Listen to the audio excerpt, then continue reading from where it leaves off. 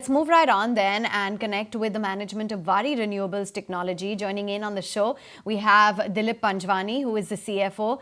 Thank you for taking time out. Let's address the quarterly performance because your profits have seen a phenomenal growth, 3x to about 150 crore rupees. Do you think that this rate is going to continue, and what will be the drivers? First of all, very good morning to all of you. As regards you're saying, the growth momentum, yes, we are witnessing a growth momentum driven by our tailwinds in ecosystem. So that's where, we stand in terms of our performance. Where is the growth coming from? Can you quantify it for our viewers? I mean, if one really looks at your stock, the stock has just done a crazy move in last couple of years. So from a market standpoint, everybody wants to know what does Waaree Renewable do, where is the growth coming from, and where is the future headed?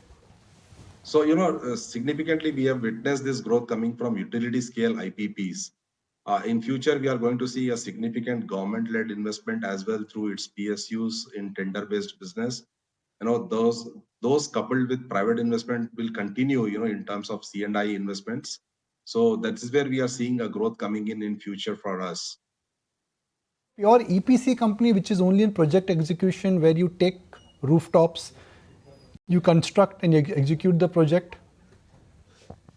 As a segment, we are present in all types of solar EPC, be it rooftop, ground mounted, floating solar. We have capabilities everywhere, but significant of our EPC has been ground mounted.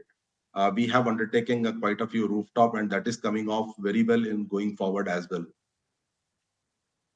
The last time that we were speaking with you, you were talking about as to how the bidding pipeline remains very robust. Give us some color on what we could see in terms of order inflow in the next 1 year or so.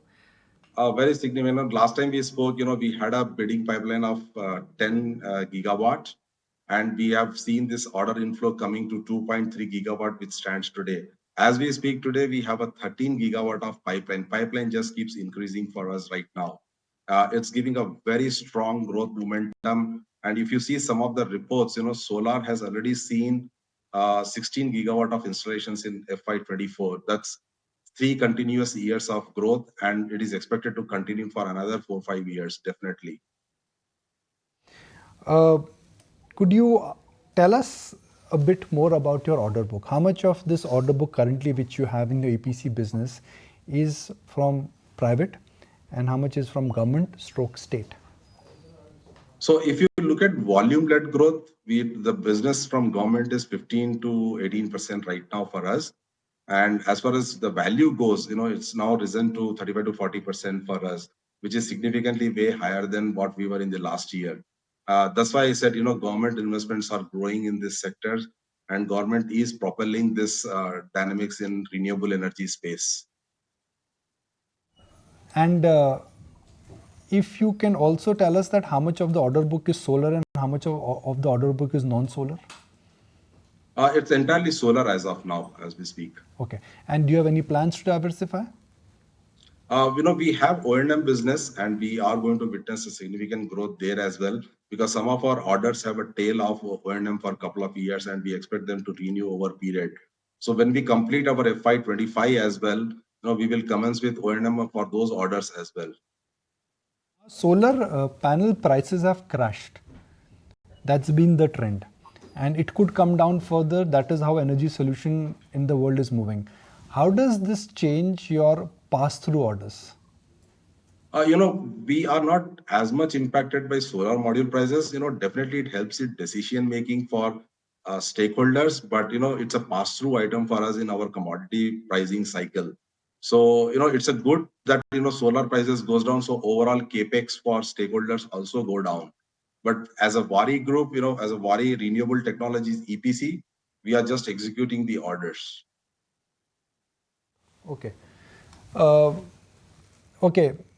Let's also understand the PM Rooftop Solar Yojana. While it is aimed at putting rooftops in household, is this something which, if it is done at mass level, could interest Waaree Technologies or Waaree Renewable Technologies? Right now our order book is quite full with B2B, but if it expands, definitely it is going to help Waaree Renewable as well. But as of today, Waaree Renewable is focused on megawatt scale orders.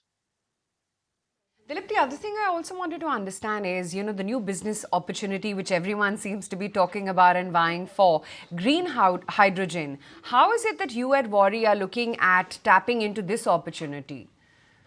Our parent company, Waaree Energies, is in hydrogen business. We are in EPC. Definitely, when hydrogen picks up, Waaree Renewable will definitely get an opportunity to execute the EPC side of the hydrogen because, even green hydrogen needs renewable energy and we are in the business of renewable energy EPC. So it's definitely going to help, as hydrogen picks up as a energy component in India. And the RBI proposal of project financing, if it is implemented, how does that change life for you? It helps our stakeholders, as I said, when they invest, so they get faster financing. It becomes easier for EPC companies. Right. Okay, great to have you on the show, Dilip. Thanks so much for highlighting how your quarter has been and what's the visibility like going forward. That's the word coming in from the CFO, Waaree Renewable Technologies. In the meantime, let's just take stock of what the market as well has settled in at. It was just about a marginally higher start. It continues to be pretty quiet. We're just, holding around the 22,100 print and now dipping into the red as we speak. Infi, Wipro, Bharti, Tata Motors, Bajaj Finance, ITC, ICICI Bank, they are the stocks which are weighing heavy on the markets. We'll tell you what else is the newsmaker or what's making news rather outside the world of equity markets. And Walmart is cutting hundreds of corporate jobs and asking most remote workers to move to offices, according to reports.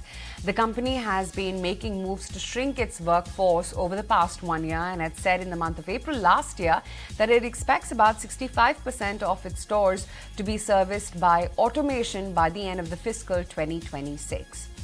And in big news last evening, philanthropist Melinda Gates is stepping down as co-chair of the Bill and Melinda Gates Foundation after being part of the organization since 2000. As part of a separation agreement from her former husband Bill Gates, Melinda Gates said she will receive an additional $12.5 billion for her charitable work. Meantime, the number of people that have been killed in the flash floods and the cold lava flow from a volcano in western Indonesia has now risen to 50.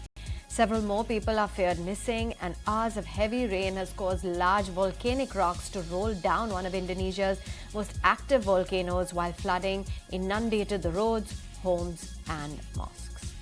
Meantime, senior BJP leader and former Bihar Deputy Chief Minister Sushil Kumar Modi passed away at the age of 72 after battling cancer. Condolences poured in from several BJP leaders, including the Prime Minister and the incumbent Bihar Deputy Chief Ministers Samrat Chaudhary and Vijay Kumar Sinha. If you like this video, then like, share and subscribe to ET Now.